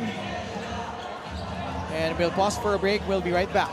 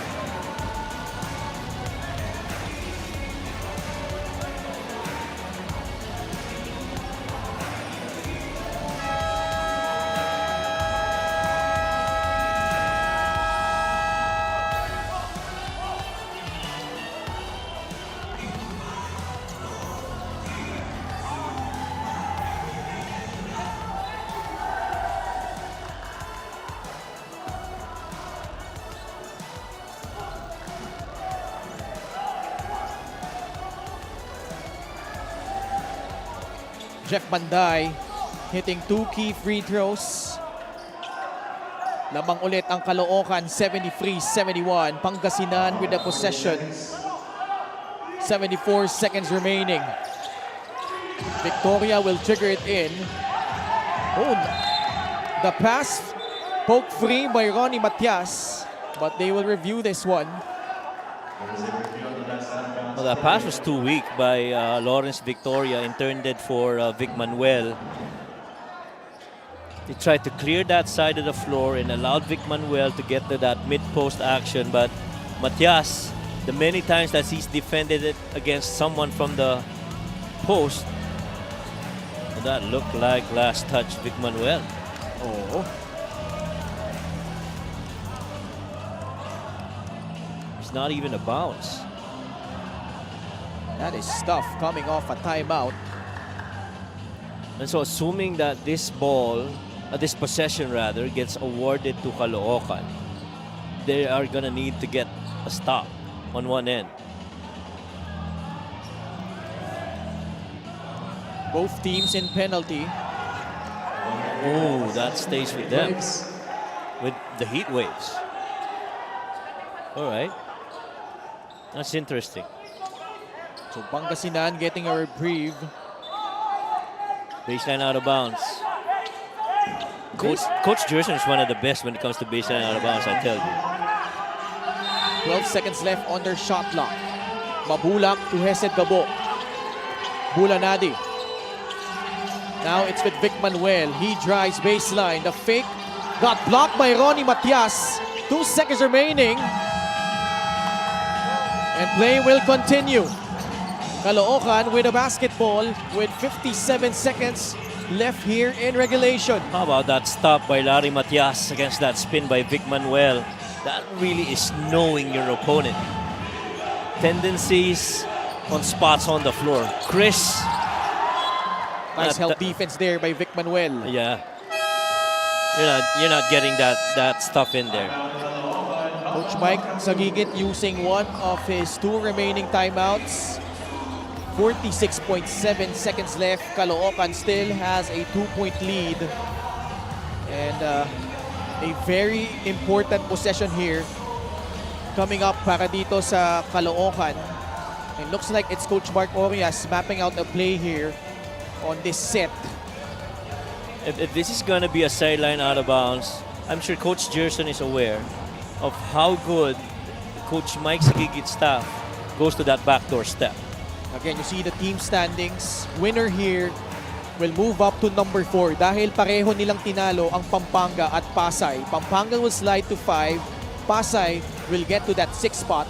They will go up against San Juan while Pampanga will await the winner between Pangasinan and Caloocan. And the loser here will fall down to number 7 and they will have to face off against Ilagan Isabela in the play-in. That is right.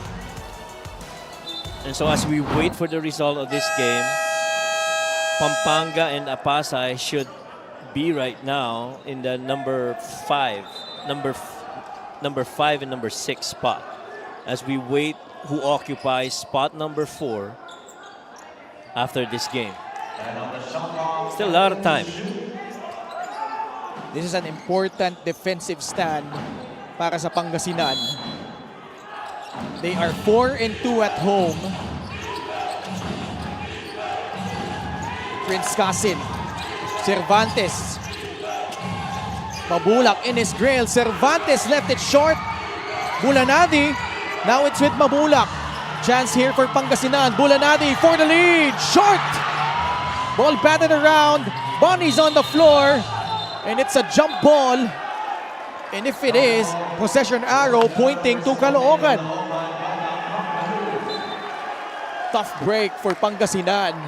Alain Bulanadi had a good look.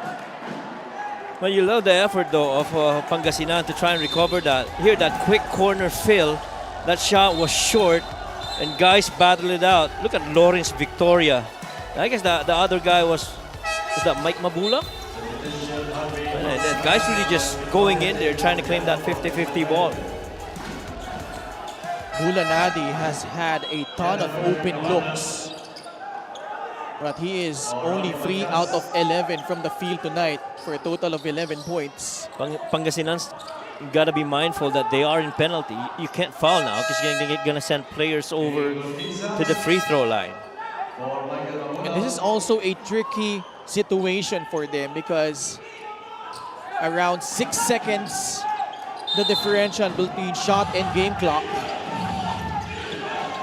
Jeff Banday crossing the half-court line. They still might go to rail here. Looks like Pangasinan will play it out. They still got that corner filled. Banday with 14 seconds on the shot clock. They will milk this clock. Gabo on an island. 8 seconds on the shot clock. Banday makes his move. He drives. He puts it up. He puts it in! Jeff Banday scoring the last 4 points for the Caloocan Batang Kangkalu. That might just be, Ken, one of the toughest offenses to defend. You've got Banday down in the middle, driving that paint, getting in that paint touch and finishing. But you have to remember, there are shooters outside. Cabanag, Casin, everyone else, and you've got your big man, Real Cervantes, waiting on the weak side post. That is a tough offense to defend against, especially when they kept that ball down on the middle. Because it practically becomes a one-on-one situation between Jeff Banday and Hesed Gabo. Pangasinan using their final timeout. They're down by 2 possessions. They would need something quick here. Quick catch and shoot. So do you feel like they need a free here already? No more timeouts, penalty na. Magkabilang kupulan dito. I say they go for a quick 2, then foul, and send someone over to the free throw. But first, this has got to be a quick set so that it gives them enough time should they decide to foul immediately. JP Maguliano, he takes the free and makes it! Lead is down to 1. Pangasinan is still alive. In situations like this, you definitely would want to run the hottest hand. And that happens to be JP Maguliano. JP, off that stack, releases, drop coverage late for rail, and that's all the time and the space that JP needed to make that shot. The good thing about this is it only took out 1.6 seconds off the clock. A good setup by Coach Jerson. And more importantly, even if they foul and even if Caloocan makes both free throws, just a 1-possession game still. Oh boy, what a game this has turned out to be. This is not done yet. I'd like to think that they're going to go on a quick foul to send somebody to the line. But after that, the Heat Waves are on their own on the floor. Which is why Coach Jerson gave the instructions clearly to his guys on the floor. Now, do you foul or do you defend? Kailangan na nila fumaul agad dito. Yes, kailangan na nilang fumaul. Jeff Banday will trigger it in. Now, if you're Caloocan, something you don't want to do is commit a 5-second inbound violation. You get clock stop and give possession back to Pangasinan for a chance for them to set up a play. Here we go. Banday on the sideline, having trouble inbounding the basketball. Now it's with Prince Casin. And quick foul given up by Bulanadi. Well, guess what? Prince Casin has never been to the line in this game. This is his first trip to the line. Was that a good foul? I think so. Prince Casin for the season shooting 72% from the free throw line. But a different magnitude in front of the Rosales crowd, needing to hit both to create some separation. Home court advantage or number 4 spot rather, or a play-in. Those are your choices right now. And this boils down to these free throws. And I'd like to think a final possession for the Heat Waves. Kasin missing the first. Doors slightly open for No. the Pangasinan Heat Waves. And no more timeouts, Ken. There are no more timeouts for the Heat Waves or even for Caloocan. Second free throw. Bounces out. Nobody grabbing the defensive rebound though for Oh, the man. Pangasinan Heat Waves. Wow, nobody got to that miss. Jeff Manday has been on the line twice and he's never missed. He's 4 out of 4 from the line so far. A 78.9% free throw shooter. Jeff Manday makes good on the first.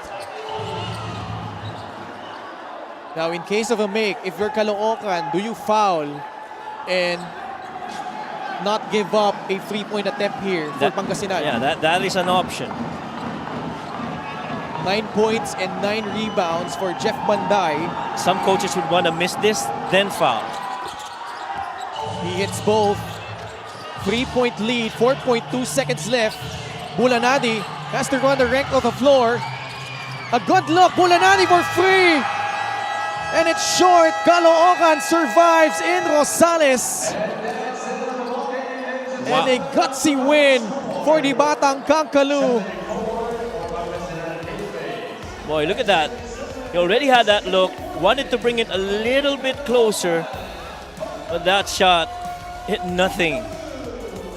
That was actually a quality look for Aline Bulanadi, but all night long, just a struggle from the field. Caloocan will move on to the playoffs as the number 4 seed.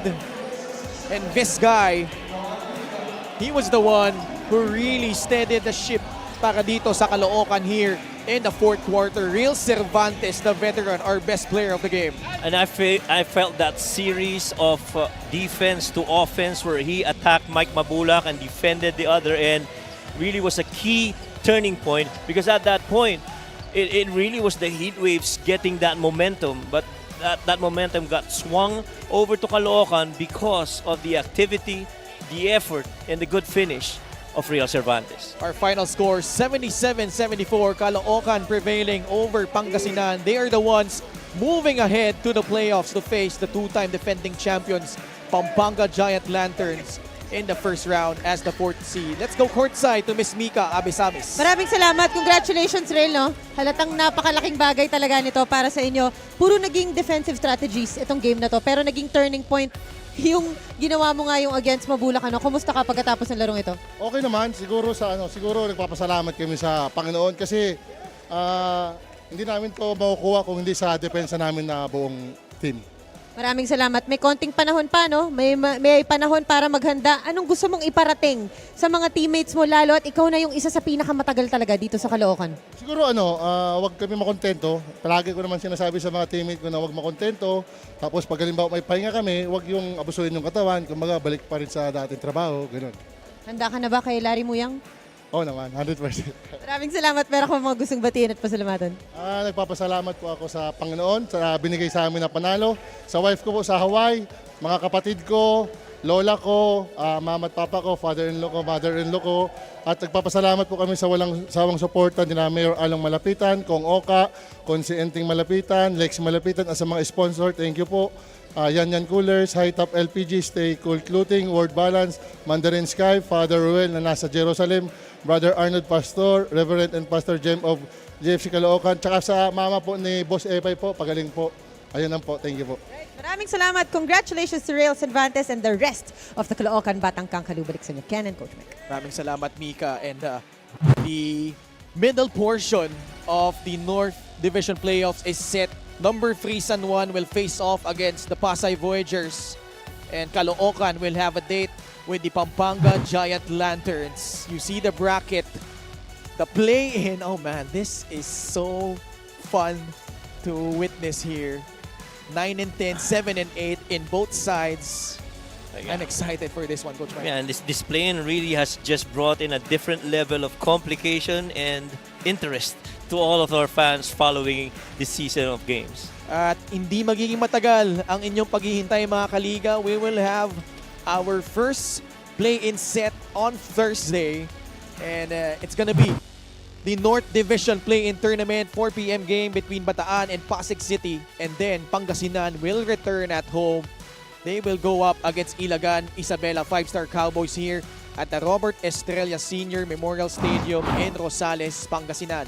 And that's gonna do it for coverage here on behalf of Coach Mike Perez and Miss Mika Abisamis and our entire crew. Ako po si Ken Pangilinan. Maraming salamat sa pagtangkilik at pagsubaybay sa Maharlika Pilipinas Basketball League, ang liga ng bawat Pilipino.